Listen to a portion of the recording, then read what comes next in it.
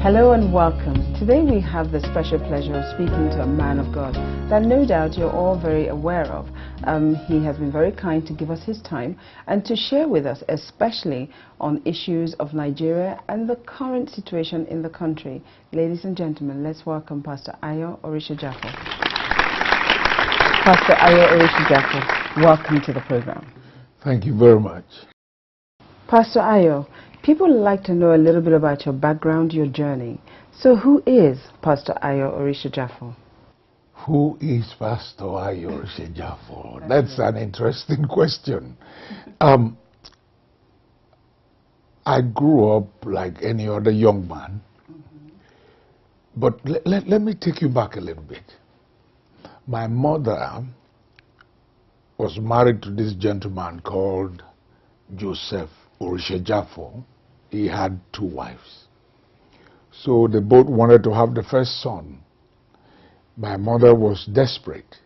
She went to a Baptist church and she prayed and asked God for a son and said, if you give me a son, I'll give him back to you.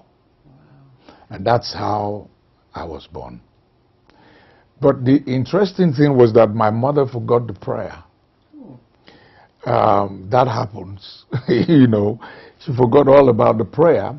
And so for the first 5 years of my life, I couldn't talk. And nothing was wrong. They tried the doctors checked and everything, nothing was wrong. And but eventually my mother said on my 5th birthday, I just began to speak. I didn't learn how to.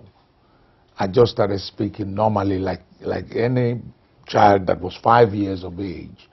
And just like that. It was after that that she remembered her prayer. But I grew up and went my own way anyway. Honestly, I got into drugs.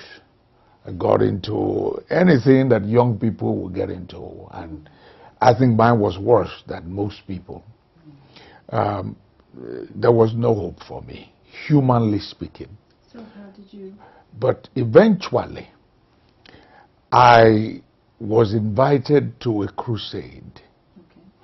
Okay. The late Archbishop Benson Idahosa, some people will remember that name, was preaching. And someone invited me, and I said, look, I'm not that kind, but they made me go to that crusade. And for the first time, the Word of God got to me. Okay. I gave my life to Christ, and that was where everything changed. I went to Bible college, and then I went on to the seminary, Baptist seminary. And then from there, I went to the U.S., spent some time in Bible college again in the U.S., came back, and this year will be about 43 years that I've been preaching the gospel. Wow. And God has been very good to me, and I'm grateful to God. Wow. Yes, that is a little bit about Ayo Oritsejafor. You are the president of CAN. What is CAN, the Christian Association of Nigeria, please, sir? Yeah, in fact, at the airport, the immigration officer asked me that same question. What is CAN? CAN, first of all, is actually the umbrella body for all Christians in Nigeria. Okay. It has 5 blocks. When we say blocks, we mean 5 different shades of Christianity. Interesting. So we have the Catholic bloc. They are the only ones that have 1 block. Okay. We have what we call CCN, and that's the one that has the Anglicans, the Methodists, the Baptists, the Presbyterians, and all that, and probably about 13 of them like that. And then you have the Tekan Ekwa. They are mostly in the northern part of the country. They are very strong in the northern part of the country. In fact, most of the people that have been affected by Boko Haram are from the Tekan Ekwa block. Okay. Yes, most of them. And then you have the CPFN, PFN block. And that's the block I belong to, the Pentecostals. Pentecostal Fellowship of Nigeria, and then there is Christian Pentecostal Fellowship of Nigeria, and then CPFN and PFN. So we're all Pentecostals, but you know, somehow two different groups within one group. And then you have the OAIC, and that is the African Instituted Churches. That is churches that are purely African. The Aladura churches, you know, and all those kind of churches that were started by, you know, some Africans many years ago, and before the new move of the Pentecostal movement today. So that's about the 5 blocks of CAN that makes up CAN. So it's every shade of Christianity that is in CAN. But the central thing for us is the teaching of Jesus Christ. And that is the center of our unity and collective identity. So we all identify with that fact, and we stick to that, and that's what makes us one, by the grace of God. Some would say that CAN has been rather too political in the past, and that you and other Christian leaders have spoken perhaps on matters outside of the sphere of religion. What would you say to those who make that claim? Well, let me begin like this. CAN is not political. We are not political. That is the truth. We are not. Sometimes, one way or the other, people have misunderstood us. And it's possible we have done things or said things that we ought to have done better or said better that probably created room for such misunderstanding. We are not political. However, having said that, it's important for me to also say that CAN is not just something in the air. CAN is made up of people. So our members are Nigerians. And every Nigerian must, one way or the other, vote. So if they are going to vote, automatically they must be involved in politics. And so once in a while, there are issues that affect Christians and Nigerians generally that would prompt us to have to make collective statements and come out and speak on certain issues that affect all of us as Christians and most of the time as Nigerians generally. So sometimes it is possible someone may look at that and not understand where we're coming from, and they may say, oh, they are being political. No, we're not being political. We're only making sure that we protect our people. Because a Christian who does not vote has no right to complain about anybody who becomes anything or occupies any position in government at any level. So we come out once in a while, like I said, to make statements. So I think basically that's what it is. Not because we are political. We are not. But you can't run away from making political statements because of the members that are part of the organization. So that's what it is. So you've spoken there a great deal about things that are of interest to Nigeria. But can you give us an example of some of the things that are of interest to CAN, for instance? For example, right now, Nigeria is in the midst of a democratic preparation for a democratic election. Definitely that will take place in the next few weeks. And so our members are actively involved. In fact, we emphasize to all our leaders to go to their churches, their denominations, to make sure that their members get what is now called the PVC card, which is the permanent voters card. Because without that, you cannot vote. Again, like I said earlier, gone are the days when Christians pray, and it's important to pray. We must pray. But they pray and do nothing else. Jesus did not say pray. He said watch and pray. So there is a place for action and there is a place for actual praying. And so we have to make sure that our members are actively and properly involved in the democratic process. Because if you are not involved, you have no right to complain about anything or anyone that is there. And because of what is now happening, we are encouraging our people to make sure they get the PVC cards. There are problems right now, if I may just come in, and we are doing our best to address those problems. I want to say that the idea of PVC cards is wonderful. It's, in fact, I will say it's an improvement on what we used to have in Nigeria. And that's what democracy is all about. You don't come to a situation of matured democracy overnight. It's a gradual process. And so it's growing, it's developing every day. And I think INEC has done well by coming up with this idea of PVC cards. It's a wonderful thing. The only challenge there is that there are still many people who don't have the PVC cards. So we are trying to do everything possible to get them to make sure they go to the different places where they registered to get the cards. It's important to get the cards. We're emphasizing that. If I may even tell you, in my church, next Sunday, they are supposed to show me their PVC cards, you know, in church, yes, and most pastors are doing that. So there are those who just don't want to go. They just don't feel, you know, why should I this? So we're trying to get them to understand that they must do that. But also there are many who still cannot, have not been able to receive their PVC cards because they are not available.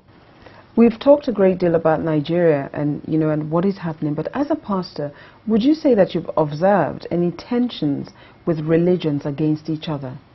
Well, I don't want to use the word against. That's a very strong word. The Christian faith, to start with, is never against anybody. Christianity is such that we are always for everybody. We are never against people. But the reality on ground is that there are many Christians and many other Nigerians as well who are afraid of what may happen before the elections, during the elections, or after the elections. Part of the fear comes from what happened at the end of the last election in 2011. A lot of people lost their lives. And based on that, there is this apprehension, there is fear. Quite a good number of Christians who live in the north, for example, from the south, have moved back to the south. And we are telling them, no, don't do that. Because, first of all, God will protect you. But secondly, we are also appealing and working with government and saying to government to do everything possible to protect people, to protect voters, so that they can go and vote safely and return safely to their homes. So we are also working on that. Another danger of moving from the north is that if you do that and you were registered in the north, you may not be able to vote when you get to where you are in the south, because there's a problem there already. So definitely there is that fear, but we're doing everything possible to calm people down and to make them understand that it's a growth process, and we will eventually get to the place where we won't have to be afraid of anything. But that fear will gradually go, and I'm sure people will vote, and this election will come and go by the grace of God. So, as the president of CAN, what is your view of democracy in Nigeria? When I started a while ago, I said that democracy is a process. It has to develop. Democracy is really about the people. Democracy is power that belongs to the people. Let's put it that way. But in a place like Nigeria, in a country like Nigeria that has been under military rule for such a long time, for probably 40 years or more, under military rule. So we're gradually putting off and taking off that mentality and learning to understand the mentality of democracy. In other words, the people generally don't really understand that democracy is about them. Democracy is for them. They think democracy is for the elite.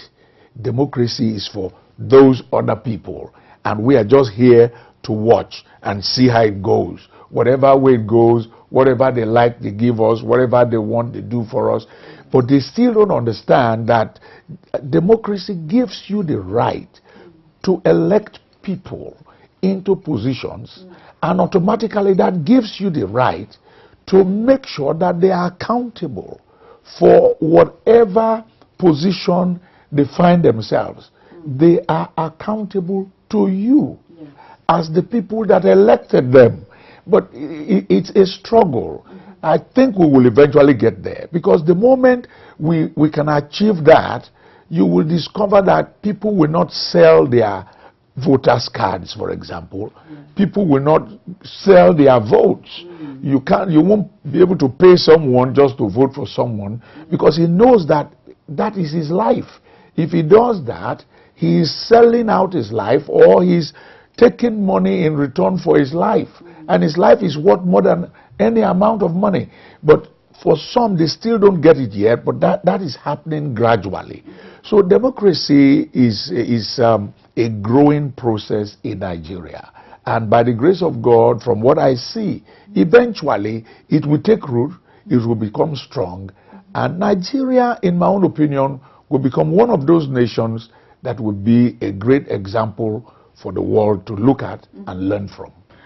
I know that, you made mention of INEC earlier in our conversation, but what would you say about the work that has been done by INEC so far? First of all, let me give them credit for the work they've done. They have come a long way. Like I said, Nigeria is a country learning the process and the act of democracy. It's not something that happens overnight. It's a growing process. And so INEC has a huge responsibility to help encourage and show Nigerians how to go through this process of going to vote and doing whatever they need to do. So they've done a good job. Like I said as well, the idea of the PVC cards, for example, is fantastic. So you support I support it. Oh yes, I do. I support it wholeheartedly, because it's an improvement on what we used to have. But like I said again, the INEC still has some work to do. First of all, there is the huge work of voter education. People need to learn more and know more about what this whole process is about. The more people can learn, the more people will know, the better and easier it will be for even INEC, for their job to be done properly. So it's so very important. For example, they should be able to, I know the time is short, but they should be able to go on television, radio, and even what we have in our villages like town criers and all that.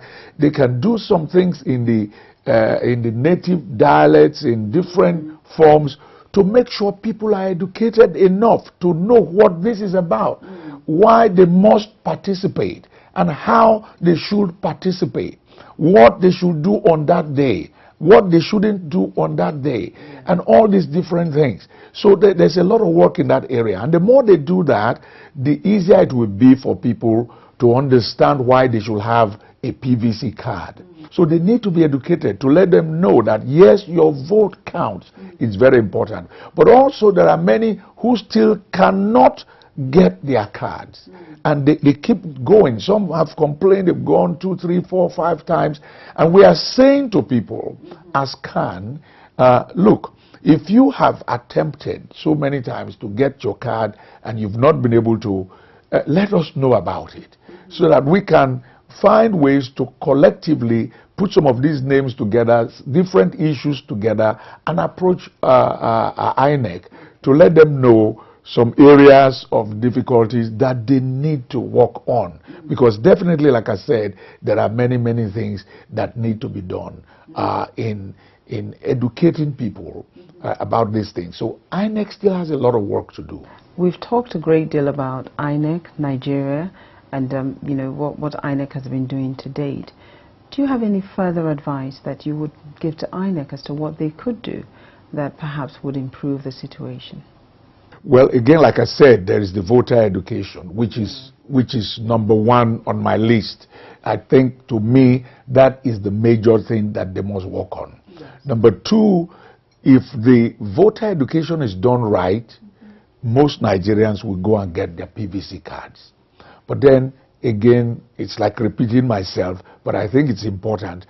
INEC must provide these PVC cards. People must be able to go there and get the cards. Then there is the card readers that they are also providing that works specifically with the cards. Now, if you have a wrong card, it's not going to respond to anybody else's card except your own card and all that. There are all kinds of things about it. Now, they have tested some a few days ago, and it worked in most places, but there were many that had problems. You see, so they need to improve on some of those things. They need to, those are the technical, when you are talking of the technology now, as far as technology is concerned, is made by man. It can fail. So while they are working on it, they must also have a plan B. I will strongly advise INEC to have a plan B. Just in case some of these things they put in place don't work at the last moment.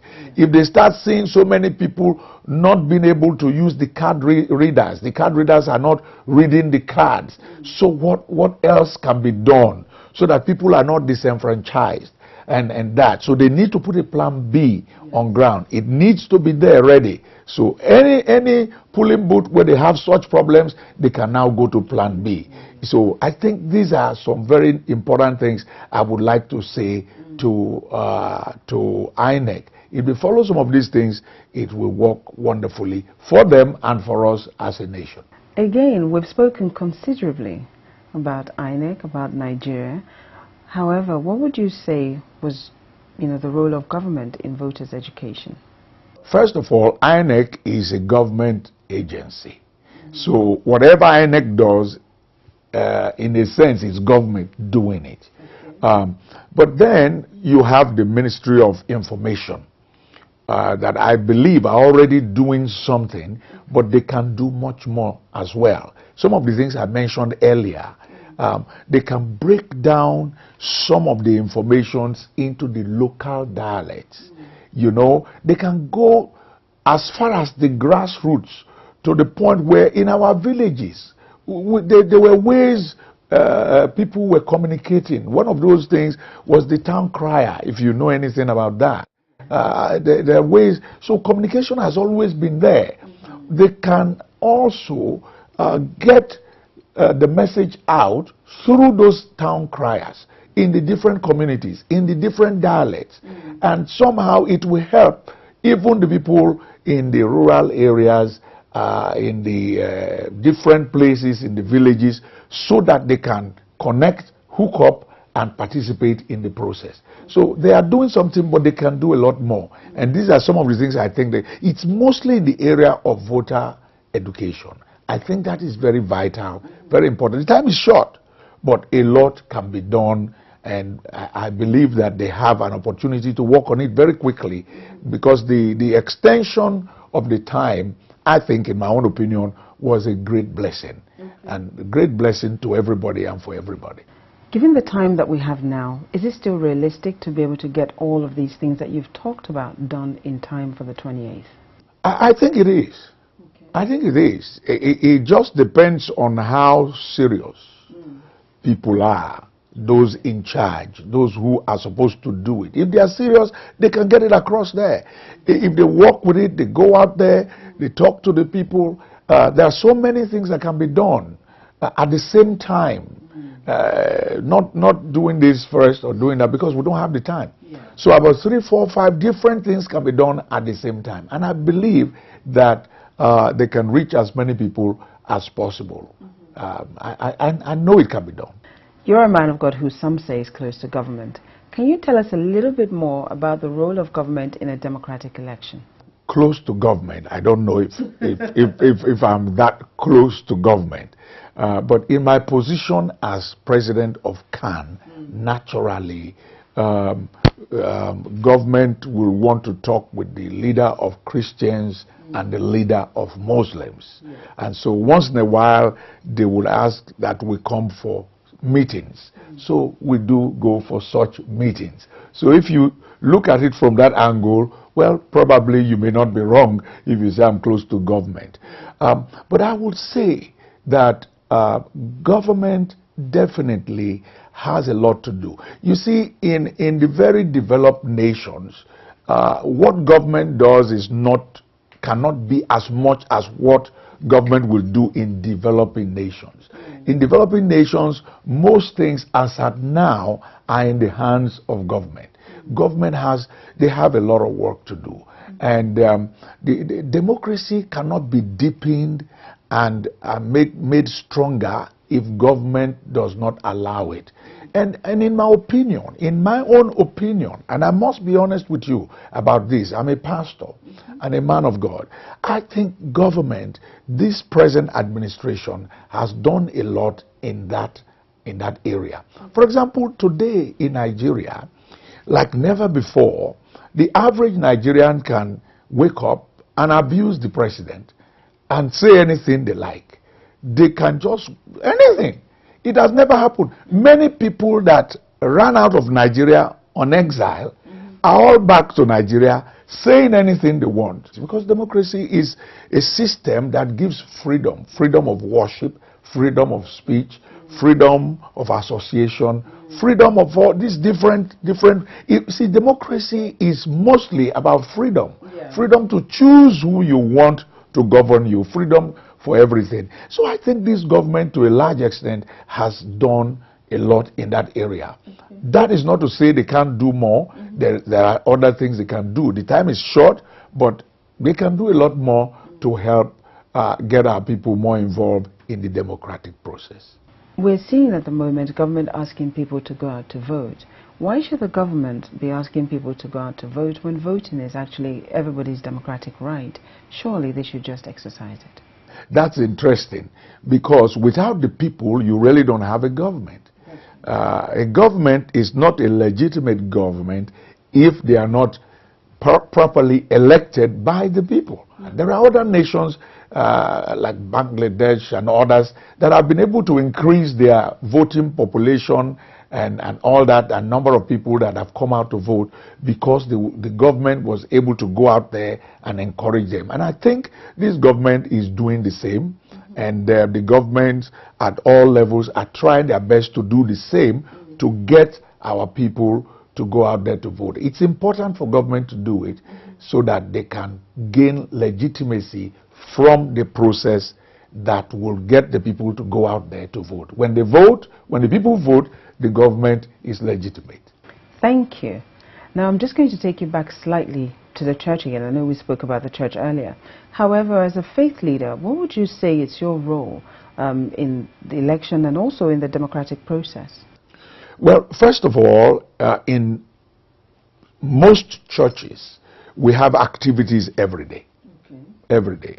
You are either having a women's meeting or a men's meeting or a youth meeting or a midweek prayer meeting, or you have a Bible study, or you have a full-blown service, and you have the big service which is every Sunday where everyone comes to. So you have all your members there, at least most of them, every Sunday. So that is an incredible occasion for any pastor called by God to encourage his members and tell them, go and vote. Get your PVC card. Make sure you do what has to be done. I just told you now that next to this coming Sunday, I told my church members, I've done it before, but I want to, it's like an update. I'm updating things. You don't just do it once. So last Sunday I informed them, I said, next Sunday when you're coming, come with your PVC card.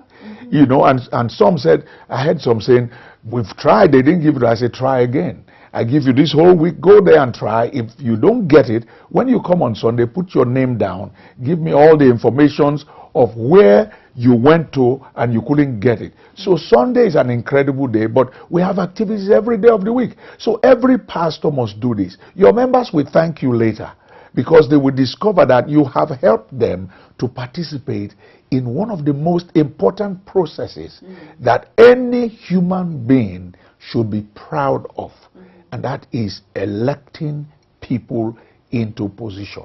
Right from the grassroots, beginning with the local government to the state government and then to the federal government, because sometimes we all concentrate on the federal government. What about the state governments? What about the local governments? Shouldn't they also be accountable? They should be accountable. Our people must begin to hold them accountable. They must tell them, let us know what you are doing and how you are doing what you are doing. Because what you say you are doing is not affecting my life. So if the man at the local level is not affecting your life, I think it's a huge thing when you now tell the person who is really at the federal level, you are not affecting my life. The first person you need to hold responsible to affect your life should be the man at the very, very local level. You see these people every day. You meet with them, you walk around. You know they are not doing anything.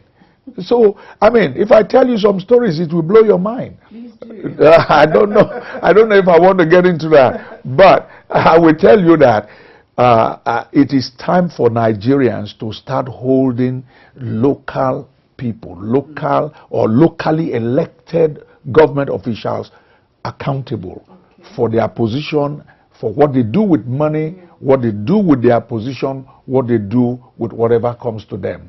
I think this is very, very important for us at this time. We are seeing a lot of propaganda at the moment from both sides. What is your take on that? The democratic process in Nigeria is growing.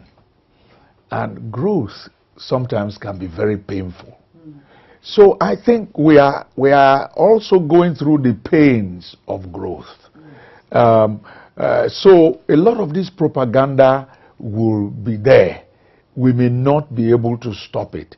I will encourage people, let us dwell on issues. Let's look at the issues. What are the issues? Has this man performed? You know, to me, it's important that anybody who wants to run for office, we should be able to look at what he did yesterday and how he did it yesterday. Now, to be able to judge what he is saying he will do tomorrow. So, I want to know what you did yesterday. There are some who say, don't judge me by what I did before. Just judge me by what I'm saying now. I'm a good man right now, and I will do this and do all that.